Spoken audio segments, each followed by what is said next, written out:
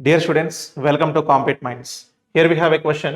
Which capital letter is the odd one out? So ఇక్కడ ఉన్నటువంటి 4 capital లెటర్స్లో ఏది odd one different one అని అడుగుతున్నారు. సో జనరల్గా మనం ఇలా లెటర్స్ని చూసినప్పుడు ఏం చేస్తామనంటే ప్లేస్ వాల్యూ తీసుకుంటాం. దాన్ని బట్టి సో మనము ఆడ్ వన్ అవుట్ని ఐడెంటిఫై చేస్తాం. సో ఒకసారి చూద్దాం. ఇక్కడ ఇది 13th ఆల్ఫాబెట్, ఇది 8th ఆల్ఫాబెట్, ఇది 1st ఆల్ఫాబెట్, ఇది 6th ఆల్ఫాబెట్. అయితే ఇక్కడ చూస్తే మనకి 2 ఈవెన్లో ఉన్నాయి, 2 ఆడ్ వన్లో ఉన్నాయి. సో రెండు ఇట్లా వచ్చినాయి కాబట్టి ఇక్కడ ఈ లాజిక్ కాదు, అంటే మన బేసిక్ థాట్ ఇది, బట్ ఇది కాదు అని అర్థమైపోతుంది. నెక్స్ట్ ఏం చేస్తాం, ఇంకా ఇంటర్నల్గా వీటిలో ఏదైనా లాజిక్ ఉందా లేదా ట్రై చేస్తాం.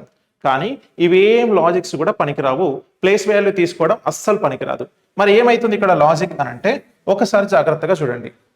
ఇక్కడ ఉన్నటువంటి లెటర్స్లో MHA ఈ 3 లెటర్స్ కూడా మనం మిర్రర్ ఇమేజ్లో చూసినప్పుడు వాటి యొక్క ఆకారాన్ని మార్చుకోవు.